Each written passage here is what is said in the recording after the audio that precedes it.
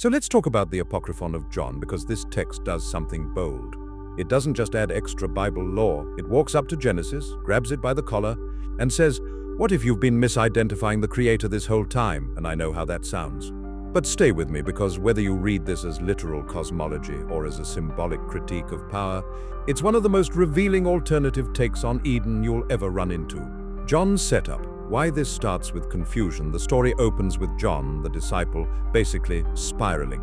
He's grieving, he's disoriented, and reality doesn't feel stable after the crucifixion.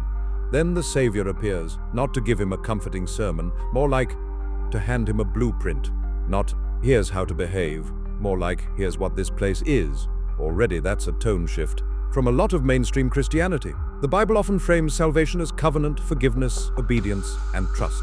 The Apocryphon is going to frame salvation as remembering, waking up. If you've ever felt like the world runs on rules that don't make moral sense, you can see why a text like this grabs people. The God above the Creator Genesis begins with, "In the beginning, God created." The Apocryphon starts above that. It describes an invisible spirit beyond names, beyond categories, beyond the whole idea of a needy God demanding attention. From that source comes Barbelo, forethought, the first emanation. Think of it like this. Genesis gives you a creator speaking things into existence. The Apocryphon gives you an ultimate source that doesn't make so much as emanate, like reality unfolding out of a fullness, and then we get the mistake. Sophia and the birth of the false ruler, Sophia, wisdom, tries to produce something without her counterpart. The text treats it like an imbalance, and what results is a being called Yaldabaoth, and the description is not subtle. He's presented as grotesque, lion-faced, serpent-bodied. The Archons he produces later also get animal-like faces. That detail matters because the text is making a point. These rulers aren't divine in the serene, luminous sense. They're hybrid, instinct-driven, disordered. It's like the story is saying, look at the quality of the management. Then Yaldabaoth does what insecure rulers always do. He claims the throne. "I am God, and there is no other." If you know the Bible, that line hits weird because it echoes language you'd normally associate with the true God. That's exactly why the Apocryphon uses it. In this story, the statement isn't proof of supremacy. It's proof he doesn't know what he is. The true source doesn't need to announce itself. The counterfeit does. The higher template and the copy attempt. Now here's where it starts to mirror Genesis. In Genesis, God forms Adam from dust and breathes life into him. In the Apocryphon, the Archons build the human body, but it's basically a statue. They can assemble matter, but they can't ignite it. And then the text reveals this huge concept. There's a higher prototype. In the divine realm is a perfect archetype of humanity, often called Adamus, the primordial pattern. The rulers catch a glimpse of that pattern and decide to copy it. This is the first major inversion. They are not creating from fullness, they are imitating what they can't originate. If you've ever watched a system copy the language of something beautiful to control it, you'll recognize the vibe immediately. And the text gives you a line that basically confesses the motive. The rulers say, "Let's call him Adam." So his name becomes a power of light for us. Let that sit for a second. In Genesis, made in the image of God, reads like dignity and relationship. Here, image becomes a trap. They're building a vessel to harness a light that isn't theirs. The contraband spark, epinoia of light, but the story flips again. The rulers can't actually detect the most important thing. Because the Apocryphon says the luminous epinoia, the awakening insight, is hidden inside Adam. So the system can build your environment, it can shape your fears, it can define your role, it can even name you, but it can't manufacture the thing that wakes you up. If you've ever wondered why some people can live in the same world under the same pressure and one stays asleep while another becomes ungovernable, this text is trying to explain that. Eden as containment, not paradise. Now we get Eden. In Genesis, Eden is paradise. And the prohibition is moral. Don't eat, don't disobey. The serpent is the deceiver.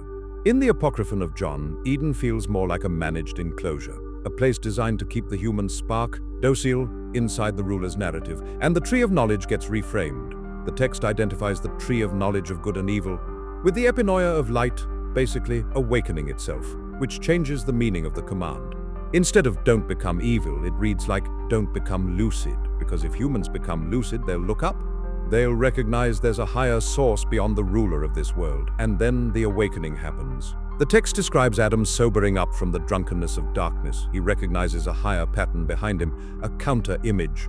In other words, he starts to remember what he is. So when we say knowledge in this story, it's not just learning facts. It's recognition, it's seeing through the spell, and that leads directly to the crackdown. The moment control slips, the rulers notice, Here's one of the biggest differences from the Bible's tone. In Genesis, God asks, "Where are you?" Many interpret that as an invitation to step forward. In the Apocryphon, the rulers aren't all-knowing, they're managerial. They notice when the humans withdraw from them. And once they realize Adam and Eve have tasted awakening, it's not tenderness, it's retaliation. The text describes them expelling the humans and clothing them in gloom and darkness. It frames exile less as God punishes sin and more as the regime tightens the system. Life becomes harder. Fear becomes heavier. Forgetfulness becomes the default. If you're hearing that and thinking, so knowledge is punished? Yes.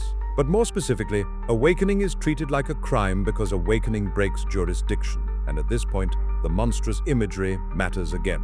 Because if your rulers are literally described as lion-faced serpent beings and animal-faced archons, the story is making it very hard to imagine that these are the image of the highest God. So the implied logic becomes the humans didn't discover they were bad. They discovered the rulers were not the source, and the rulers couldn't tolerate being seen. The rescue light keeps leaking in. Now the text doesn't leave you in despair. It says the higher realm sends help. Forethought, pronoia, descends in stages. The Savior moves through layers of reality like a rescue signal. This is where the Apocryphon sounds almost like spiritual counter-espionage. The system runs on ignorance. The light runs on remembrance. The system responds with pressure. The light responds with awakening. If you've ever looked around and thought, why does it feel like anything that wakes people up gets labeled dangerous? This text is built around that exact intuition. The 5 seals, not just knowing, but being sealed. And then the book ends with something that's easy to miss if you're only looking for lore, the 5 seals. The Savior speaks about sealing the awakened in the light of the water with 5 seals, so death won't have power over them.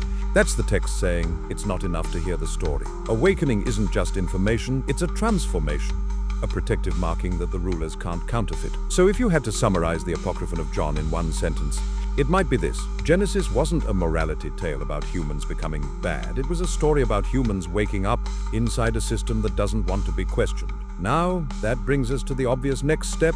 Because if the Apocryphon is the origin story of the prison, then the next text we're covering is basically the case file on the wardens. In part 2, we're getting into the Archons, how they operate, how they deceive, how they maintain control, and why the Eden story looks even darker when you zoom in on them. So keep watching for the next one.